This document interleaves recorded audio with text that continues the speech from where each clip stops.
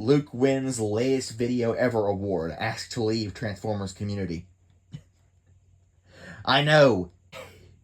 This is a review of a Rise of the Beast toy. Right when the Rise of the Beast toys are going out of clearance, they're putting up the toys for the new movie.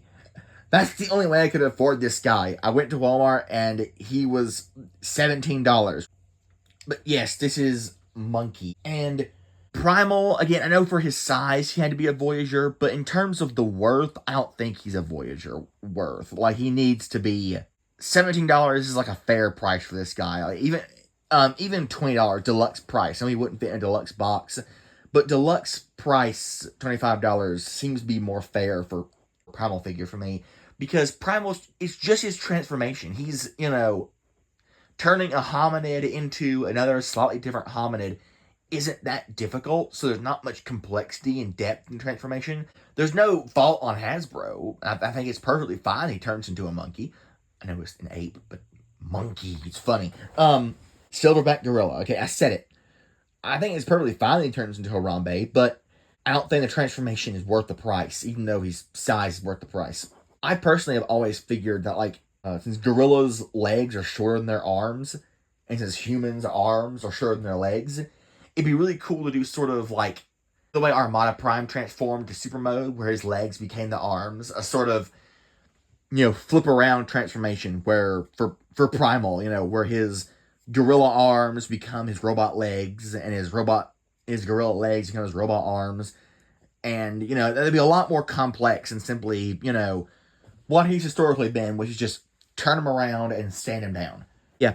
There's also a lot of really cool, interesting tricks done with this guy, though. For example, the back of the legs in robot mode are the front of the legs in monkey mode.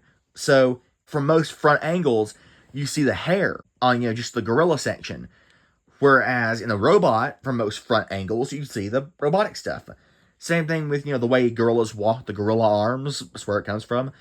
You see mostly just the hair, only a little bit the mechanical stuff, which is where a robot mode, when you turn the arms, correct orientation, you see most of a lot more mechanical stuff. So, without any real shifting or folding or clipping or, actually hiding away panels, you actually do, see more gorilla-ness than roboticness in gorilla mode, just by the way you orient the limbs, which that's really cool to me, honestly.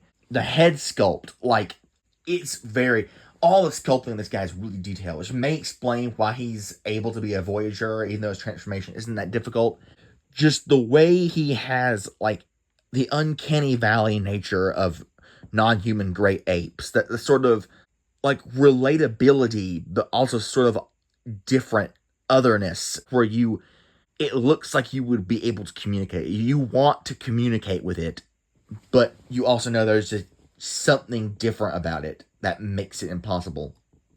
It's really cool, and it really captures Primal's portrayal in the film, too. Just this stoic, almost somber, but also resolute hero. They did a good job of him. And yeah, the fur detail is really cool.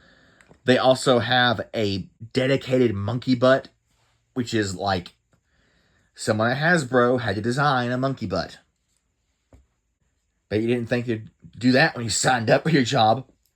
He has his two scimitars which store on the back, and again, they had to sculpt these scimitars and the back pegs to just perfectly align with monkey butt. Posing articulation is just like robot mode, but a bit more limited. One really cool thing is that his head is on a swivel right here, but it's also on a little pivot inside. So for smaller movements, you can get an actual legitimate side to side, but for larger movements, you have to kind of swivel it, which makes it look kind of tilted. The legs you can't articulate that much due to the way they transform, but from a lot of angles, you can get a reasonable looking walking pose. But because of the way they transform, you can't shift the legs far forward enough to make a standing pose look normal.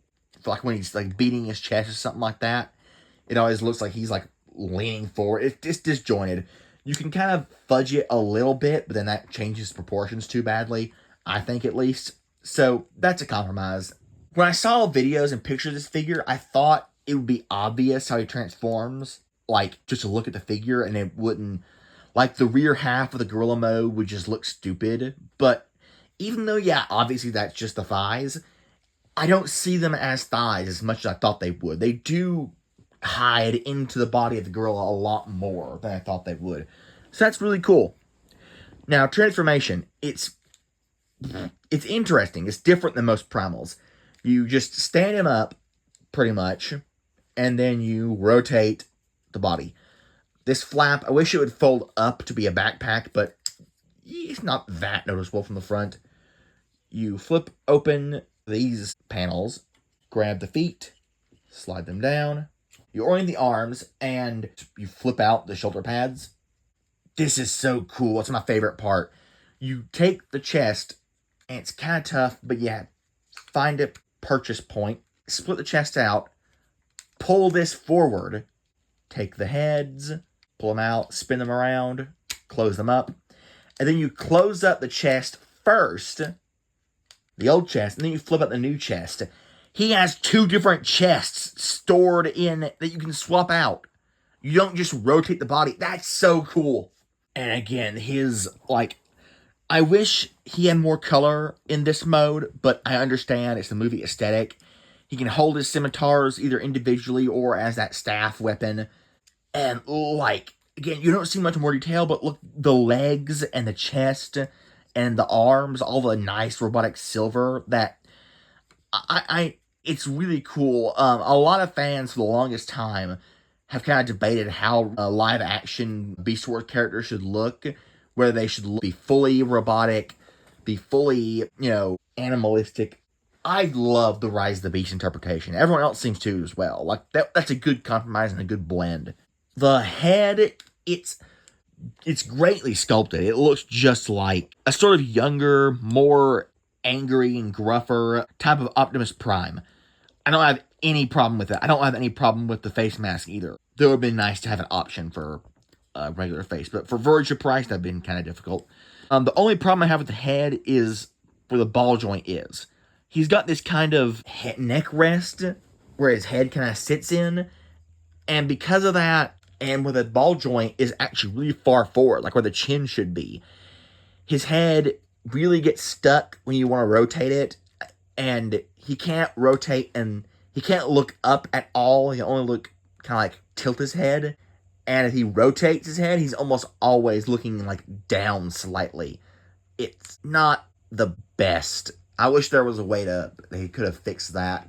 But otherwise, he's really cool. And now I have the problem that I have a Rise of the Beast Primal and a Kingdom Megatron. I really now want to buy a Kingdom Megatron and go to town with paint and a Dremel tool and just mock him up to look as much like a live action Beast Megatron as possible so you guys can fight. And for a Voyager, the transformation isn't super complex or detailed, but it throws in enough new and interesting stuff that I think it just barely passes the mark. Again, similar to Armada Megatron, I don't know, I'm not a huge Beast Wars fan. I respect its place in the fandom. So, to me, this was never worth $35. There's no way I'd have paid that. $17, perfectly reasonable. That's a steal, I think. $25, that's also, I really feel like $25 is a fair price for this guy. But, again, I'm not a huge Beast Wars fan, so if you are a Beast Wars fan and you really do like this figure, then $35 might be a perfectly reasonable price for you. And, you have to make the decision yourself. I can't make a decision like that for you. But, there's my opinion for what it's worth.